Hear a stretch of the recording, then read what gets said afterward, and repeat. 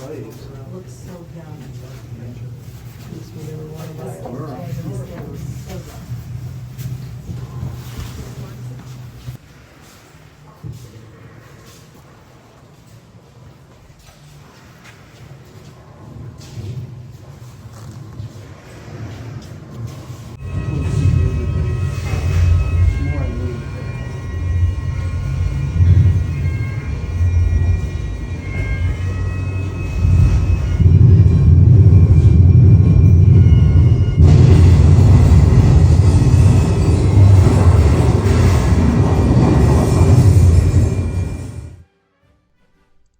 Our next stop was Gold Beach, where the British Army landed on D-Day, and I'm very proud to say that my stepfather was one of the first who landed on the beach.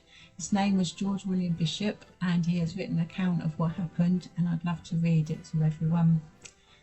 First of all, we were stationed up in Nightingale Woods next to the golf course at the end of Shirley Road. We were preparing and getting the vehicles ready for the big day. We left when almost ready for our destination in Southampton on June the 1st to go to the docks to board the landing crafts. They took us down that night into Netley Hospital at dusk. That was the last building I recognised before we left, before going down the Solent. We stayed near to Bewley for 5 days. It was very rough weather and most of us were sick. On the night of 5th of June, we left to go to Normandy across the Channel, arriving in the very early hours of the 6th of June. But we did not get onto the beach until our own battleships behind us had finished firing over our heads at the bunkers to silence the big guns on the shore. When it came to our turn, we started to approach the shore, but the sea was so rough that our raft had a job to get us in for us to disembark. The name of the beach we landed on was called Gold. The American seamen were in charge of our craft, and they looked after us very well. I was in Durham Light Infantry, 50 Division. We managed to get ashore after a while. Our party was an advance party that day. We managed to get up in between the barbed wire barricades. Quite a bit of fire was going over our heads. We managed to get past a tall building that stood on its own and above to the right.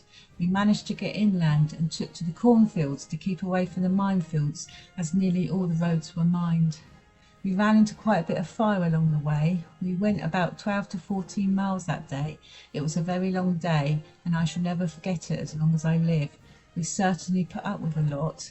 Anyway, carrying on from there, the other side of the can, there was heavy fighting.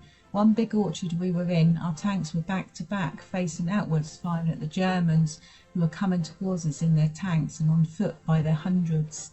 2 of us were firing the 3-inch mortars at the enemy at the same time for a long time, non-stop. It was a real battle going on.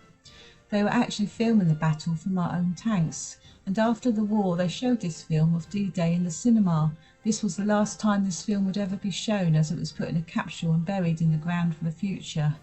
Actually, I am on this film. I saw myself on the film firing the mortar at the Germans.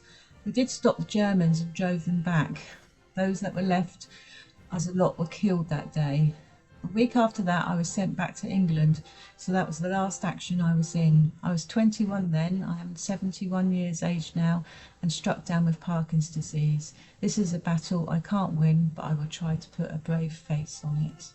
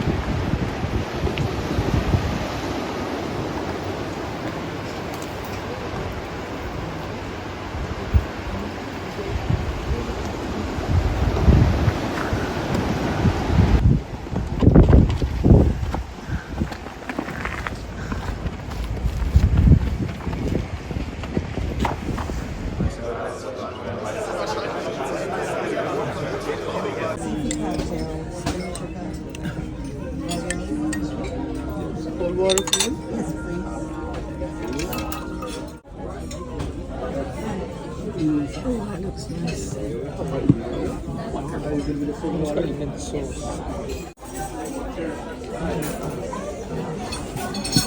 And the last time.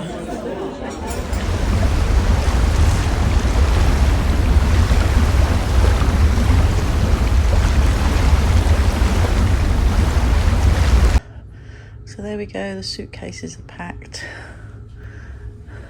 The room is empty. And we're just about to go and get an Uber.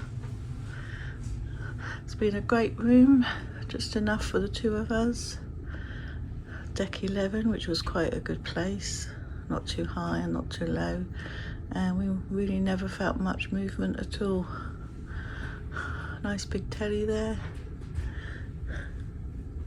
Yeah, overall not bad at all. Yeah, we've just finished our last breakfast on board the Regal Princess, and we are just about to go down to the cabin and collect our suitcases, and then we're going to do a walk off the ship and get an Uber. Thank you very much. Thank you. And get an Uber home, which will take us about 20 minutes.